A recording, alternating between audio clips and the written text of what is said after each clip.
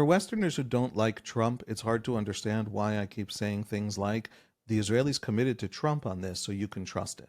Here's the thing. If you commit publicly to Trump on something and then you break it and embarrass Trump, that carries real powerful costs. Every Middle Easterner believes it and knows it. Trump behaves like a Middle Easterner in this sense.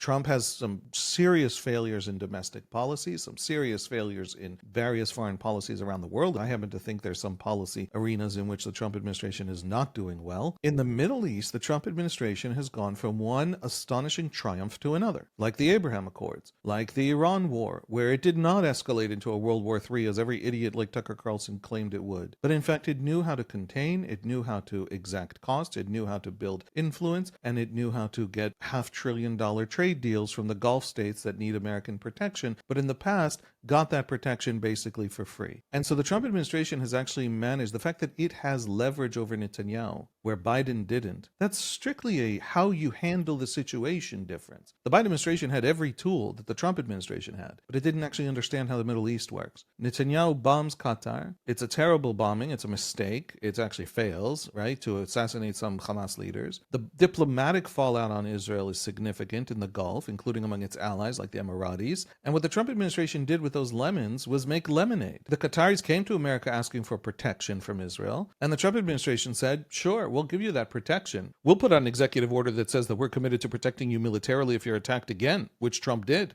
But it's going to cost you. And what it's going to cost you is bending Hamas to end the war. And Al Jazeera pivoted within a day. And Hamas lost instantly, the Egyptians and Turks and Qatari backing, and Hamas agreed to this deal. And so the Trump administration got an end of war out of a stupid and failed Israeli bombing. And Netanyahu's a little frightened of the fact that America is A, unpredictable, B, willing to do big things. And Netanyahu, in that commitment, pushes back the Israeli far right in his coalition that he's been too cowardly to push back throughout this war. Because he has refused to come out and say it is not what Itamar Ben-Gvir and Bezalel Smotrich are saying. It is about a new dawn and a new day for Gaza, but after denazification. We're fighting a World War II. That was the actual policy in the actual war of Gallant, of Netanyahu, but he couldn't speak about it for months at a time, while Ben-Gvir and Smotrich never stopped talking and explaining that the goal here is ethnic cleansing. And so Netanyahu's cowardice on facing the far right has been a terrible liability in this war. And he just did it publicly, out loud. And Smotrich threatened to leave the coalition. And he's just telling him, go for it, do it. Because he's afraid of Trump, and he also knows that he has no choice. And for the end of war that brings back all the hostages, he thinks that he will actually be able to pull it off. He gets the hostages coming home.